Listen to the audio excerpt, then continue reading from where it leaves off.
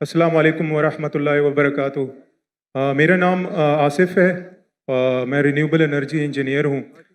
By born میں مسلمان ہوں، اور الحمدللہ بائی ریسرچ بھی میں مسلمان ہوں۔ کچھ ویکنیسز آئی تھی کچھ سالوں پہلے، وہ مجھے اتفاق ہوا پڑھنے کا یو کے اندر، اور وہاں پہ میں اپنا مائنڈ جو ہے وہ کلیئر کر کے گیا تھا، کیونکہ اگر میں یو کے میں پیدا ہوتا تو ہو سکتا ہے میں کرسچن ہوتا۔ تو یو کے گیا اور وہاں پر کرسچنس پہ بھی ملا اور ڈفرینٹ ریلیجن لوگوں سے بھی ملا، اور ناٹنگھم اسلام انفارمیشن پوائنٹ کے تھرو میں نے دعوت بھی دی، ان سے ملا، اور جس طرح سے ڈیبیٹس ہوئیں، آپ کی بکس ہیں، احمد دیدات کی بکس ہیں، انہوں نے بہت ہیلپ فل کی، اور جب کرسچنز اور ڈفرینٹ تھے وہ بے بس رہ گئے، تو میرا یقین اور پختہ ہو گیا کہ اسلام اور قرآن کے علاوہ اور کوئی مذہب حق نہیں ہے، یہی صرف حق ہے تا قیامت تک، کیونکہ ان کی بے بسی دیکھی میں نہیں دیکھی وہیں پر۔ لیکن کچھ سالوں پہلے سر ایک شخص ہے، وہ بھی آئی پی سی سی احمد دیدات کے اسٹوڈنٹ ہیں، انہوں نے جو ابھی کلیم کیا ہے، آپ چاہیں تو میں اس کا نام بھی لے سکتا ہوں، انہوں نے کہا ہے کہ قرآن کی جو لٹرل میننگز ہیں جو عربک ہیں، عربک میں آپ جب ٹرانسلیٹ کرتے ہیں تو اس کی جو لغت ہے اس سے ہی آپ کو قرآن کو انڈرسٹینڈ کریں۔ آپ جو تفسیر دیکھتے ہیں یا پھر کچھ حدیث ہیں، اس سے آپ اگر دیکھتے ہیں تو وہ قرآن کی انڈرسٹینڈنگ بالکل بدل جاتی ہے، جیسے کہ وہ کہتے ہیں کہ تورات جو ہے وہ موسیٰ علیہ السلام پہ نازل نہیں ہوئی۔ تو میرا کوشچن یہ ہے کہ پوری کی فاؤنڈیشن ہی جو ہے اس نے ڈسٹرب کر دی ہے، کہ جیسے اس نے کہا کہ مسجد اقصیٰ جو ہے وہ فلسطین نہیں ہے بلکہ وہ پیلسٹائن میں ہے۔ تو یہ جو انڈرسٹینڈنگ ہے کہ آپ کہ قرآن جو ہے وہ صرف قرآن سے ہی سمجھا جا سکتا ہے، کیونکہ وہ اللہ نے اس کی جو ہے ذمہ داری لی ہے، باقی تو مین میڈ لوگوں نے کتابیں لکھی ہیں ساری جو اس کا کلیم ہے۔ تو میری ریکویسٹ ہے کہ اگر آپ اس کو کلیئر کریں، اس انڈرسٹینڈنگ کو، کہ قرآن کو صرف اسی ٹرانسلیشن سے ہی سمجھا سکتا، کیونکہ اس کو قرآن نے وہ اللہ نے اس کی وہ لی ہے۔ تو اور ریکویسٹ ہے کہ آپ سمجھ گیا بھائی، کب سے کھڑے ہوئے سمجھ گیا آپ سر میں سمجھدار ہوں میں، اور کس کے بارے میں بات کرتے ہو بھی جانتا ہوں میں۔ جزاک اللہ۔ بھائی صاحب کا سوال ہے کہ ایک شخص ہے پاکستان میں جو دیدہ صاحب کا شاگرد کہلاتا ہے، اور وہ کہتا ہے کہ قرآن مجید کو لغوی معنی ٹرانسلیشن کیا ہے اس سے سمجھا جا، حدیث سے نہیں۔ قرآن میں کئی آیتیں اطیعوا اللہ اطیعوا رسول، اوبے کرو اللہ کو، اللہ کے رسول کو۔ کیسے اوبے کریں گے؟ اللہ کے رسول ابھی زندہ ہے، ان کی ٹیچنگ زندہ ہے، جی انتقال ہو چکا ہے، انشاءاللہ جنت فردوس میں ملیں گے انشاءاللہ۔ تو کس سے پوچھیں گے آج کی تاریخ میں؟ یہ اللہ کا تو کلام ہے نا، جی اطیعوا اللہ اطیعوا الرسول، obey Allah obey the messenger, کس سے پوچھیں گے؟ کدھر ہے؟ حدیث ہو جائے گا، پوچھو ان سے، سمپل ہے۔ کوئی بھی اگر قرآن کا بیسٹ کامنٹری قرآن خود ہے اور اللہ کے رسول کی حدیث، دو چیز، قرآن خود اور اللہ کے رسول کی، یہ بیسک ہے۔ Best is Quran itself, کئی جگہ قرآن میں دو جگہ ذکر رہتی، دو commentary, it is called itself. Number 2 اللہ کے رسول کی حدیث، اس کے بعد اینسلری، اور ہو سکتا ہے سائنس، ہو سکتا ہے ٹیکنالوجی، بعد میں آئیں گا۔ دو بنیادیں اپنے شریعہ کی، قرآن اور حدیث۔ اور پھر قرآن میں یہ بھی لکھا ہے فَاسْأَلُوا أَهْلَ الذِّكْرِ إِن كُنتُمْ لَا تَعْلَمُونَ۔ سورہ نحل سورہ نمبر 16 آیت نمبر 43، سورہ انبیاء سورہ نمبر 21 آیت نمبر 7، دو جگہ لکھا ہے۔ اس سے پوچھو جو ایکسپرٹ ہے۔ یعنی قرآن میں سارے پرابلم کا، ایک جن نے پوچھا کھانا کیسا پکانا لکھا ہے، میں بولا ہاں لکھا ہے، کیا لکھا ہے؟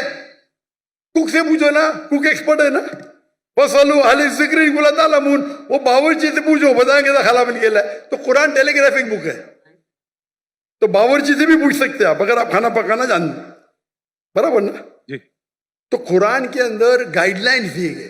Best is Quran itself, number 2 صحیح حدیث، اینڈ اینسلری بھی ہو سکتا ہے۔ مثال کے طور پہ آپ ایکسپرٹ سے پوچھ رہے، آپ سائنس کا پوچھ رہے، اگر آپ لغا سے کچھ ملتا ہے آپ کو، تو ایک ہوتا ہے کہ قرآن کی تفسیر تھرو قرآن، نمبر 1، ایک قرآن کی تفسیر تھرو حدیث، नंबर 2, कुरान की तफसीर लुगा भी है. अगर आपको कुछ लुगवी मानी मिलती है और अगर वो दूसरे कोई कुरान के आयत से नहीं टकराती है और सही हदीस से नहीं टकराती तो आप उसका इस्तेमाल कर सकते हैं. समझे ना? जी जी. क्योंकि कई बार एक अरबी लफ्ज के 3 मानी 4 मानी होते हैं. तो पहले आपको तहकीक करने पड़ेगा इसके बारे में कुरान में और कहाँ लिखा गया है. मिल गया, हदीस से मिल गया. फिर लुगा देखो, अच्छा ये कुरान में 4 मानी है, ये 2 कुरान से मिलते हदीस से मिलते, बाकी 2 नहीं मिलते, बाकी 2 को निकाल दो. आप समझे जी. लेकिन अगर नहीं टकराती है तो आप इस्तेमाल कर सकते हैं. अगर जी नहीं. कुरान और सही हदीस से नहीं टकराती है, जी. अगर ऑर्डर रहता है, this order, number 1 is Quran, फिर हदीस है, फिर बाद में आपका लॉजिक है. लॉजिक ऊपर नहीं आता है, लॉजिक नीचे, उर्फ है, कस्टम्स है. तो फिक के अंदर उसूल है. ये उसूल के डिफरेंस होने की वजह से थोड़ा इख्तिलाफ है, उसके ऊपर भी मैं डिटेल में जाऊंगा नहीं. जी. लेकिन लुगा का इंपॉर्टेंस है, टॉप पे नहीं है, टॉप पे नहीं है, नीचे. आप समझे ना? जी जी. अगर हदीस से साबित हो गया क्या ये कुरान के मानी ये है तो हदीस है फाइनल, बट सही हदीस होना चाहिए. मिसाल के तौर पे सबसे पहली आयत जो नाजिल हुई, पहले 2 आयत, इक़रा बिस्मि रब्बिकल्लज़ी खलक़ खलक़ल इंसान मिन अलक़, और इक़रा की सूरा नंबर 96 वर्स 1 और 2. पढ़ो अल्लाह के नाम से जिसने पैदा किया एक खून के लोथड़े से, लीच. अभी साइंस आज कहती है खून के लोथड़े से तो इंसान बना ही नहीं. उसका मतलब कुरान में गलती है, नऊज़ बराबर ना. और बहुत से लोग एतराज देते आपके पहली 2 आयत में ही गलती है, क्योंकि पहले लोग समझते थे, ग्रीक लोग, कि इंसान खून के लोथड़े से बना है. अभी आप जब तहकीक करेंगे तो अलाका के मानी 3 होते हैं. खून का लोथड़ा, लीच, लोच जैसा, Leach like substance, and something which clings. 3 मानी होते हैं. खून का लोथड़ा, लीच लाइक सब्सटेंस. लीच को क्या बोलते हैं उर्दू में? लोच. लीच को क्या बोलते हैं उर्दू में? जोंक. जोंक. जोंक. जोंक. जोंक. और तीसरा है समथिंग विच क्लिंग, जो लटकता है. तो कीथ मोर के पास जब गए थे और ये तीनों मानी दिखाए, कीथ मोर एक क्रिश्चियन था. 1991 में 1992 में गए थे उनके पास. वो दुनिया का बेस्ट एम्ब्रियोलॉजिस्ट था. लिखे के तर्जुमा. हमारी साइंस को पता ही नहीं कि एम्ब्रियो मतलब जब बच्चा माँ के पेट में जब शुरू में पैदा होता है उसे कहते हैं एम्ब्रियो. हमारी साइंस तो कहती नहीं कि वो जोंक के जैसा लगता है. वो माइक्रोस्कोप में गया, शॉक हो गया, अरे हाँ सही है भाई, ये जोंक लगता है. तो इसमें मानी कौन सी है? अभी अलाका की क्या मानी है? जोंक. समझ गए? बाद में उससे पूछे बाकी के बारे में क्या है? नहीं भाई, बच्चा लटकता भी है तो दोनों सही है.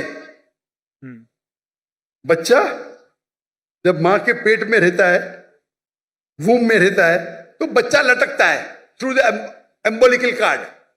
एम्बोलिकल कॉर्ड के थ्रू लटकता है, बराबर. दोनों सही है. और रिसर्च करे पता चला कि दिखने के अंदर बच्चा शुरू में खून का लोथड़ा दिखता है, तो वो भी सही है. खून के लोथड़े से नहीं बना, लेकिन खून के लोथड़े जैसा लगता है. तो कुरान की जो आयत है, इक़रा बिस्मि रब्बिकल्लज़ी खलक़ खलक़ल इंसान मिन अलक़, अलाका के मानी खून का लोथड़ा, जोंक और लटकना, तीनों सही है. कोई भी हदीस से टकरा रहा नहीं, कोई भी तफसीर में लिखा नहीं, कोई भी तफसीर में लिखा नहीं कि ये लॉन्च के बारे में, जोक के बारे में. खून का लोथड़ा लिखा है, लेकिन वो गलत फहमी थी, क्योंकि खून के लोथड़े से बनता नहीं, खून के लोथड़े जैसे लगता है. आप समझ रहे ना? तो इस वक्त आप लुगा का इस्तेमाल करें, अच्छी बात है, लेकिन वो लुगा अगर कुरान की दूसरी आयत से टकराता है या हदीस से टकराता है तो उसको छोड़ देने का. आप समझ रहे ना? जी जी. तो लुगा की अपनी उसका दर्जा है, लेकिन नीचे. तो अगर आप उसूल को जाने, उसूल को जाने ने और अपने फतवे देने लगे तो हालत ही होगा. और उम्मत को अगर बेसिक नॉलेज है दीन की, कोई भी आलिम आपको کوئی بھی گھمائیں گا نہیں عالم. اگر آپ کو پتا ہے دین کے بارے میں واللہ کوئی بھی عالم گھما نہیں سکتا آپ کو. وہ پرابلم ہے ہم دین کے بارے میں جانتے ہی نہیں نا. میں آپ سے سوال پوچھتا ہوں, اگر ہندوستان میں حیدرآباد میں گاڑی پہلی بار آئی تھی بہت سال پہلے, تو ایک نواب گاڑی خریدتے, پہلی بار گاڑی آتی, امیر رہتے, مل جاتی گاڑی ان کو, تو گاڑی کے ساتھ ڈرائیور بھی آتی. کس کو چلانے آتا ہی نہیں, گاڑی کس کو چلانے آتا ہی نہیں نا, تو کمپنی اس کو ڈرائیور بھی دیتی ہے. تو نواب صاحب بولتے میری بیوی کو شاپنگ جانے کے, گاڑی کو باہر نکالو. تو ڈرائیور بولتا نواب صاحب گاڑی خراب ہو گئی, اب بھی صحیح کرو. تو بولے صحیح کرنے کے لیے 10 کلو گھی چاہیے, 20 کلو رائس چاہیے, باسمتی رائس, اور 30 کلو شکر. تو نواب صاحب اس کو 20 کلو گھی دیتے, 30 کلو باسمتی رائس اور 30 کلو شکر دیتے, اور گاڑی چلنے لگتی. میں آپ کو پوچھتا ہوں, آج آپ کا ڈرائیور بولا مجھے گاڑی صحیح کرنے کے لیے 20 کلو اصل گھی چاہیے, 30 کلو باسمتی رائس چاہیے, اور 30 کلو شکر چاہیے, دیں گے اس کو؟ Of course not. کیا کریں گے, لات مار کے بھگائیں گے نا, کیونکہ آپ گاڑی کے بارے میں جانتے, آپ دین کے بارے میں نہیں جانتے. تو یہ مسلمان کا جہل ہے. آپ دین کے بارے میں جان لیں گے تو کون آپ کو گھی نہیں پوچھے گا. آپ سمجھے نا. کل میرے بیٹے نے تقریر کی تھی اردو میں, کیا قرآن کو سمجھ کے پڑھنا ضروری ہے. ہو سکتا ہے کہ یہ ایگزامپل انہوں نے دیا ہے کل کی تقریر میں, دیے نا, ماشاء اللہ آپ تھے. تو وہ پرابلم ہے. اگر کوئی ایک دم پیچیدہ سوال ہے فقہ کا, تو جا کے پوچھو. یہ بیسک کیا پوچھنے کا, ہمارا فرض ہے. اگر کوئی فقہ کے بارے میں تو جاؤ مولانا کے پاس, اچھی بات ہے. یہ بیسک چیز کے بارے میں کیا, آپ سمجھ رہے نا. تو if you know the basic knowledge کو نا میں گھمائیں گا نہیں. تو قرآن کو سمجھ کے پڑھو. الحمدللہ جہاں تکلیف آتی ہے نزول قرآن تو عالم سے بات ضروری ہے, لیکن یہ بیسک کس طریقے سے قرآن و حدیث پہ عمل کرنا چاہیے, تو ہر مسلمان اگر سیکھے. یہ ہمارے راہ نجات کی کتاب ہے, تو انشاءاللہ ہم اس دنیا میں سفل رہیں گے, آخرت میں بھی. جزاک اللہ.